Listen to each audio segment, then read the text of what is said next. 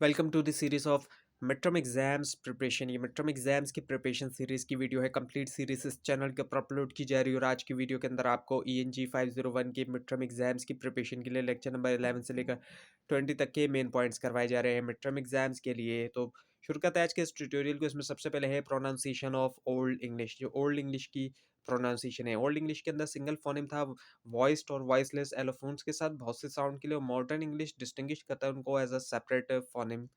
सो old English के अंदर जो है वो 6 वाउल्स थे, ए ई आई ओ यू और वाई, और ए जो है 7 1 जो खिलाया जा गया ऐश।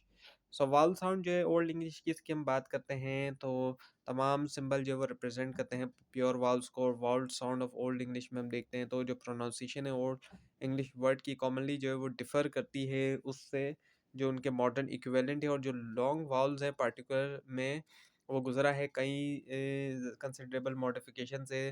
सो जो कुछ फ़ीचर हैं, ज़्यादा फ़ीचर हैं प्रोनाउंसिएशन के ओल्ड इंग्लिश के। सो उसको अगर हम देखते हैं, ओल्ड इंग्लिश के अंदर जो है वो डिफरेंसेस थे मॉडर्न इंग्लिश के मुकाबले में, ना सिर्फ वाउल साउंड और उनके रिप्रेजेंटेशन में बल्कि जो कॉन्सोनेंट है और उनके रिप्रेजेंटेशन और यूज़ जो है डबल कॉन्सोनेंट का वो डिफरेंट था उससे जो हम यूज़ करते हैं। Introduction to vocabulary of English की अगर हम बात करते हैं तो एक्सपेंशन हुआ है इंटरनल रिसोर्सेज से।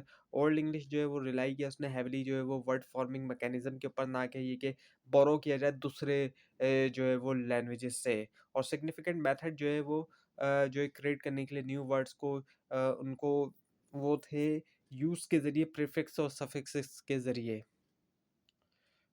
जैसे कि वर्ड अनहैप्पी जो है उसको फॉर्म किया गया ऐड करते हुए प्रीफिक्स अन जो है एडजेक्टिव हैप्पी, ताकि क्रिएट किया जाए नेगेटिव मीनिंग। सो जो कैरेक्टरिस्टिक्स है वोकेबलरी ऑफ ओल्ड इंग्लिश की, सो ओल्ड इंग्लिश के अंदर कुछ बोरोइंग थी पार्टिकुलरली तौर पे अगर हम देखते हैं लैटिन और जो ग्रीक है, स्पेशली कॉन्सेप्ट और इंस्टीट्यूशंस के लिए क्रिश्चियनिटी के। जैसे कि अब अगर हम एक एग्जांपल ले सकते हैं तो जो एंजल वर्ड है ये जो है एक बोरोइंग है ग्रीक से। और उसके बाद आता है feature of grammar of old English.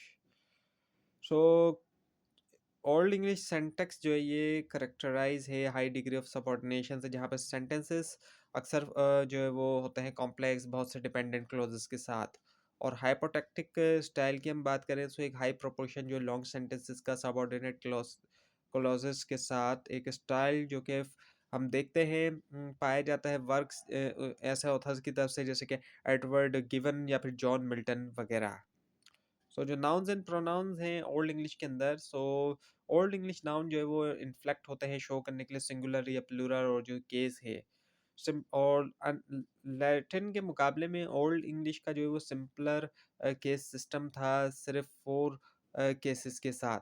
और प्रोनाउंस की हम बात करें तो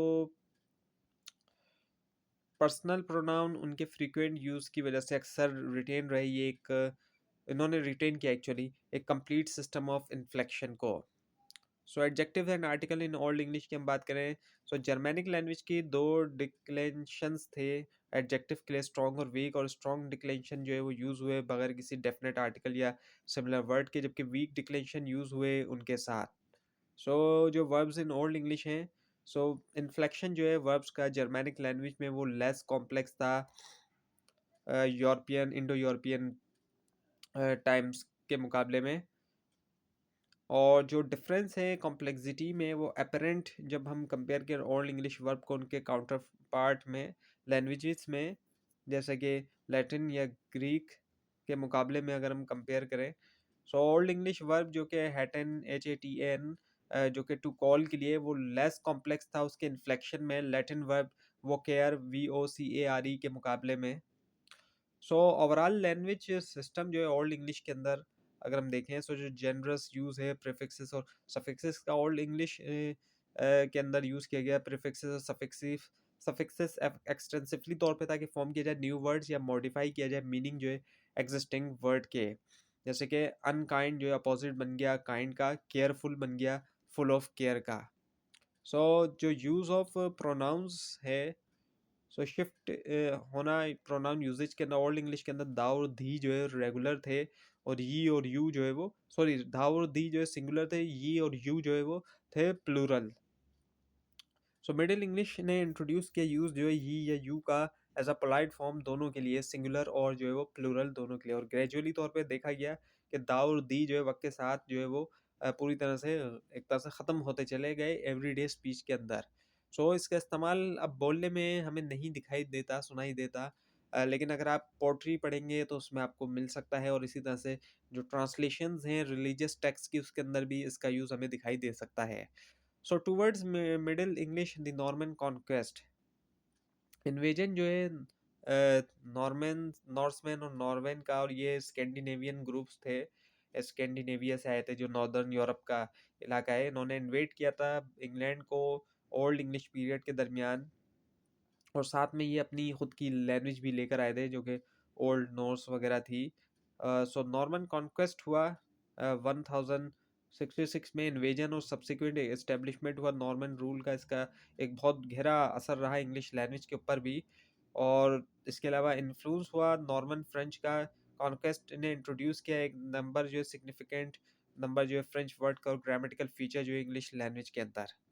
सो जो ओरिजिन है नॉर्मेंडी और नॉर्मैन सेटलमेंट के, सो नॉर्मेंडी जो है on the coast of France, ये डायरेक्टली जो है अक्रॉस है इंग्लैंड से एक डिस्टिंक्ट एक्सटेंडिंग है, तकरीब कुछ 75 माइल्स बैक है चैनल से, और ये जो है ड्राइव हुआ है बैंड ऑफ नॉर्थमैन जो सेटल हुए थे 9th और 10th सेंचुरी में।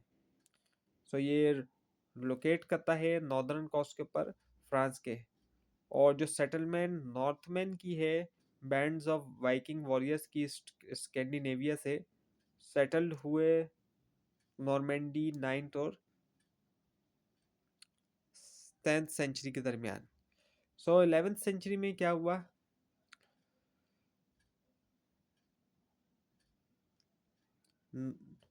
नॉर्मन कॉन्क्वेस्ट के टाइम के ऊपर नॉर्मेंडी ने जो है वो डेवलप किया था एक फ्रेंच कल्चर, और क्लोज कांटेक्ट हुआ नॉर्मन्स और इंग्लिश के दरमियान। कॉन्क्वेस्ट से पहले एक क्लोज रिलेशनशिप था दो ग्रुप्स के दरमियान, और जहाँ पर इंटर मैरिज और जो है वो म्यूचुअल एक्सचेंज जो है वो हुआ। सो यूज़ जो है फ्रेंच का वो हुआ अपर क्लास की तरफ से, डोमिनेंस थी रूलिंग क्लास की। सो कॉन्क्वेस्ट के बाद नॉर्मन रूलिंग क्लास ने मेंटेन किया उनकी फ्रेंच लैंग्वेज को, जो कि बन गई लैंग्वेज अपर क्लासेस की इंग्लैंड के अंदर, और फ्रेंच एज अ जो है वो जाहिर बात है लैंग्वेज रही अपर क्लास की। सो 200 ईयर्स के लिए फ्रेंच जो है उसको यूज़ किया गया ऑफिशियल सेटिंग में और अपर क्लास की तरफ से। फ्रेंच स्प्रेड थ्रू, अब फ्रेंच का जो स्प्रेड हुआ वो किस तरह से हुआ, इंटर मैरिज से हुआ, जो कि हुई नॉर्मन्स और इंग्लिश के दरमियान, इंग्लिश लोगों के दरमियान। और इसके अलावा जो एसोसिएशन हुई रूलिंग क्लास के साथ, लर्निंग फ्रेंच जो है एक एडवांटेज बन गया लोगों के लिए जो अपने आप को एसोसिएट करना चाहते थे रूलिंग क्लास के साथ भी।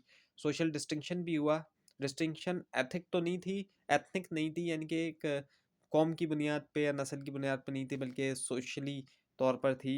सो फ्रेंच जो है वो प्राइमरीली एक सोशल मार्कर थी डिस्टिंक्शन का, ना कि एक एथनिक आइडेंटिफिकेशन नहीं थी। यानी कि ये नहीं था कि आप जाहिर बात है कोई नस्ली तौर पे तो नहीं फ़र्क आएगा, लेकिन जाहिर बात है एक ज़बान सीख के भी एक इंसान जो है वो अलग बन जाता है दूसरे से। So language of masses was English, जो मेजोरिटी की जाहिर बात है ज़बान थी वो तो इंग्लिश ही थी।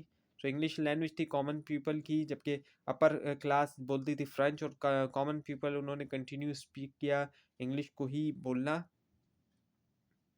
सो चेंजिंग कंडीशन आफ्टर 1200, हम 1200 के बाद देखते हैं तो चेंज हुआ, रीस्टेब्लिशमेंट हुई इंग्लिश की, और पीरियड जो था 1200 के बाद देखा गया सिग्निफिकेंस रिसर्जेंस जो इंग्लिश की डोमिनेंट लैंग्वेज के तौर पर, और ये रही 1500 तक। सो इंग्लैंड ने जो है वो लॉस की टेरिटरीज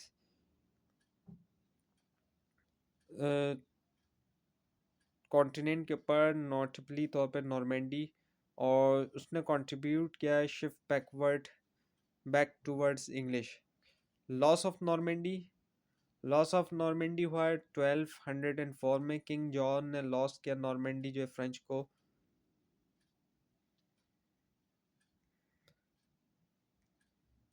सो जो lost of Normandy has certain consequences, के कॉन्सिक्वेंसेस थे।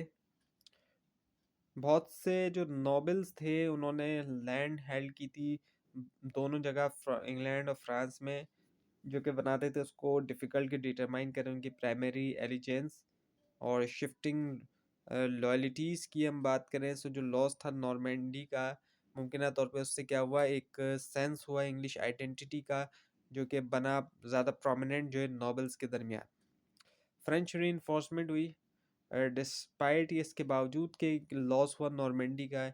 इंग्लिश कंटिन्यू जो है उसको एक्सपीरियंस किया फॉरेन इन्फ्लुएंस, पार्टिकुलरली जो है साउदर्न फ्रांस की तरफ से। और जो इम्पैक्ट था हेनरी थ्री की रीन का, हेनरी थ्री की जो लॉन्ग रीन रहा है 1216 से 1272 तक, देखा गया है कंटिन्यू प्रेजेंस जो है फ्रेंच इंडिविजुअल्स और आइडियाज़ की। So English and French in this 13th century में हम देखें तो 13th सेंचुरी में ग्रेजुअल चेंज देखा गया यूज़ के अंदर। फ्रेंच और इंग्लिश का कंटिन्यू यूज़ तो हुआ फ्रेंच का अपर क्लास से, अपर क्लास कंटिन्यू किया, लेकिन जो रीज़न थे वो चेंज हो रहे थे, रीज़न चेंज हो रहे थे।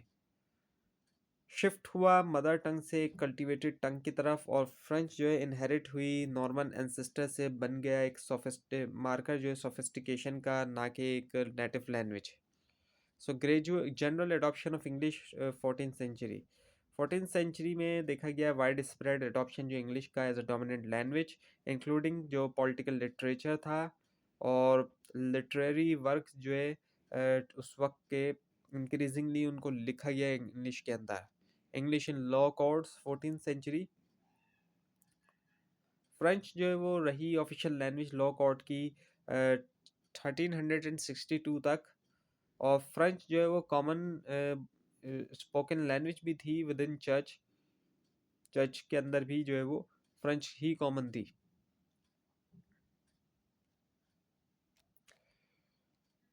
सो फ्रेंच जो है वो यूज़ होती थी ऑफिशियल बिजनेस ट्रांजैक्शन के अंदर भी, इंक्लूडिंग जो टाउन काउंसिल्स और गिल्ड्स थे, जबकि इंग्लिश जो है वो अपेयर हुई ऑफिशियल सेटिंग में। और उसको देखा गया पार्लियामेंट में जब एक लॉयर ने एड्रेस किया एडवर्ड थ्री को इंग्लिश के अंदर ही। So English in schools 14th century, अगर हम स्कूल में देखें सो फ्रेंच ने जो है वो रिप्लेस किया था इंग्लिश को स्कूल के अंदर शॉर्टली तौर पे कॉन्क्वेस्ट के बाद। और French as a standard 14th century तक यूज़ जो है फ्रेंच का स्कूल्स के अंदर वाइड स्प्रेड था। So increasing ignorance of French 15th century, 15th century में क्या होता है कि डिक्लाइन हो जाती है फ्रेंच जो है नोबिलिटी के दरमियान। सो बहुत से नॉबल्स जो है वो फ्रेंच के अंदर फ्लुएंट नहीं रहे, उससे डिक्लाइन आया उसके यूज़ के अंदर। स्पीकिंग फ्रेंच फ्लुएंटली को जो है वो देखा गया एज एन अकम्पलिशमेंट, ना कि कोई कॉमन स्किल के तौर पर। उसके बाद है फिर use of middle English in writing, gradual adoption हुई इंग्लिश की राइटिंग के अंदर। और जो फाइनल स्टेज है इंग्लिश के राइज का, वो था एडॉप्शन होना रिटन कम्युनिकेशन में, और रिप्लेस कर दिया लैटिन को, लातीनी ज़बान को। और जो यूज़ रीज़न था यूज़ होने का लैटिन को, वो था कि इसको लैटिन को यूज़ किया गया उसकी इस्टेब्लिश्ड हैबिट्स की, और जो इंटरनेशनल करेक्टर है उसकी वजह से। सो middle English literature,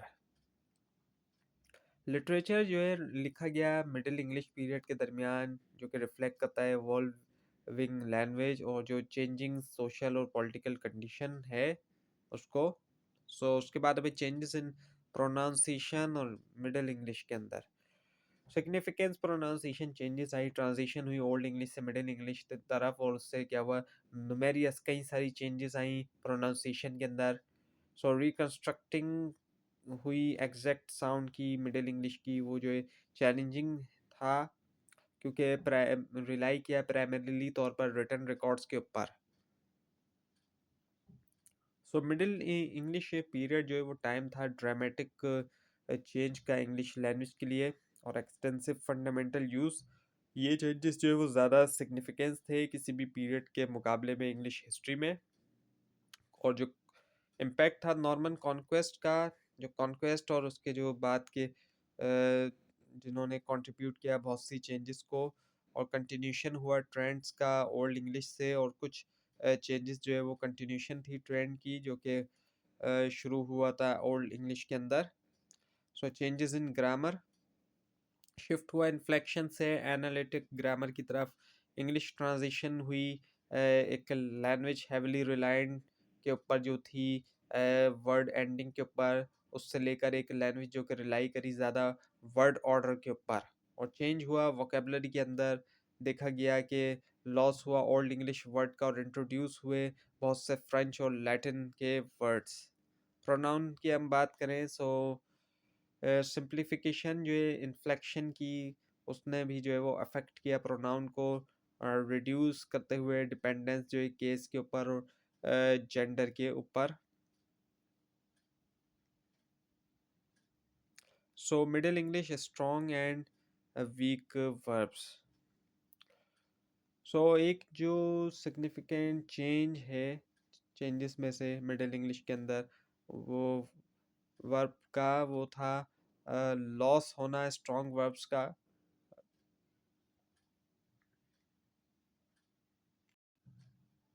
so how verbs were formed, verbs जो है वो कैसे फॉर्म्ड हुए थे। सो कुछ वर्ब्स ऐसे थे कि एक्वायर्ड किया स्ट्रॉन्ग पास्ट सेंटेंस या फिर पास्ट पार्टिसिपल इन्फ्लुएंस होते हुए सिमिलर स्ट्रॉन्ग वर्ब से, और न्यू वर्ब्स जो है फॉर्म्ड हुए प्रोनाउन से, एडजेक्टिव से, या फिर बोरोड हुए दूसरी लैंग्वेजेस से, वो टिपिकली तौर पे कॉन्जुगेट हुए एज अ वीक वर्ब्स। और मिडिल इंग्लिश सिंटैक्स को हम देखें तो इम्पैक्ट जो है लेवलिंग ऑफ इन्फ्लेक्शन का, जो सिंप्लीफिकेशन है इन्फ्लेक्शन की, उससे एम्बिगिटी हुई सिंटैक्टिक रिलेशनशिप में वर्ड्स के दरमियान, क्योंकि जैसे कि वर्ड एंडिंग जो थे वो रिलायबल नहीं रहे, रिलायबल इंडिकेटर नहीं रहे ग्रामेटिकल फंक्शन के। उसके बाद है French influence on the vocabulary. So जो लॉस एंड इन्फ्लेक्शंस का और जो सिंप्लीफिकेशन है ग्रामर की, वो डायरेक्टली इन्फ्लुएंस हुए यूज़ ऑफ फ्रेंच से, और जो इम्पैक्ट है फ्रेंच का वोकेबलरी के ऊपर वो ज़्यादा डायरेक्ट था, इंट्रोडक्शन के साथ बहुत से नुमेरियस कई सारे जो फ्रेंच वर्ड्स थे। Now the nature of interchange, exchange of words जो है इंग्लिश के दरमियान और फ्रेंच के दरमियान, वो थी दोनों म्यूचुअल और फ्रिक्वेंट। और हिस्टोरिकल सिग्निफिकेंस की हम बात करें तो जो लेवल है लिंग्विस्टिक इंटरचेंज का, वो बहुत कम है हिस्ट्री में, और प्रोसेस ग्रेजुअल था, ना कि इमीडिएटली तौर पर हो गया। Fashion meals and social life की हम बात करें तो French word in fashion, so upper class ने अडॉप्ट किए बहुत से फ्रेंच वर्ड जो कि रिलेट करते थे फैशन और ड्रेस से। और बोरोइंग इन मिडिल इंग्लिश की हम बात करें सो बहुत से फ्रेंच वर्ड्स बोरो हुए इंग्लिश के अंदर, वो कॉमनली यूज हुए एवरीडे स्पीच में। सो जो वाइड स्प्रेड यूज था फ्रेंच वर्ड का एवरीडे लैंग्वेज में, उसने फैसिलिटेट किया एंट्री लिटरेरी वर्ड्स की इंग्लिश के अंदर। सो जो लैटिन बोरोइंग थी मिडिल इंग्लिश के अंदर, लैटिन लैटिन बोरोइंग जो है वो कॉम लेस कॉमन थी फ्रेंच के मुकाबले में, और अक्सर वो इंटर हुई लैंग्वेज जो है रिटन कम्युनिकेशन के ज़रिए, यानी कि जो लिखी हुई कम्युनिकेशन थी उसके ज़रिए हुई वो। सो जो राइज ऑफ स्टैंडर्ड इंग्लिश है, एमरजेंस जो इस स्टैंडर्ड रिटन लैंग्वेज की। सो जो डाइवर्सिटी है रीजनल डायलेक्ट की इंग्लिश के अंदर, उससे डेवलपमेंट हुई स्टैंडर्डाइज रिटन लैंग्वेज की। और ईस्ट मिडलैंड डायलेक्ट जो है पर्टिकुलरली लंदन वैरायटी जो है वो बन गया फाउंडेशन स्टैंडर्ड इंग्लिश का। सो जो इम्पोर्टेंस है लंदन स्टैंडर्ड की, उसकी हम बात करें सो लंदन एज अ कैपिटल जो है इम्पोर्टेंस जो है लंदन की एज अ पॉलिटिकल कमर्शियल और जो कल्चरल सेंटर है इंग्लैंड का, इसने कंट्रीब्यूट किया जो डोमिनेंस है लंदन स्टैंडर्ड की। सो जो स्प्रेड है लंदन स्टैंडर्ड का, सो लेट 15th सेंचुरी तक लंदन स्टैंडर्ड जो है वो वाइडली एक्सेप्ट हुआ, एटलीस्ट अगर हम राइटिंग में देखें तो। और जो इम्पैक्ट है प्रिंटिंग का, इंट्रोडक्शन जो हुआ प्रिंटिंग का 1476 में, सिग्निफिकेंटली कंट्रीब्यूट किया उसने स्प्रेड होना लंदन इंग्लिश का। जैसे कि प्रिंटेड बुक्स डिस्ट्रीब्यूट हुई पूरे कंट्री में। तो ये थी आज की वीडियो। आपको इस बारे में कोई क्वेश्चन है, खासतौर पर इसमें कोई मिस्टेक दिखाई दे, ज़रूर हाईलाइट कीजिए। और इस पूरी सीरीज़ को देखने के लिए और मिड टर्म और फाइनल टर्म एग्जाम्स की प्रिपरेशन के लिए इस चैनल को सब्सक्राइब कीजिए, बेल आइकन के ऊपर क्लिक कीजिए। Thanks for watching this video and best of luck for your exams.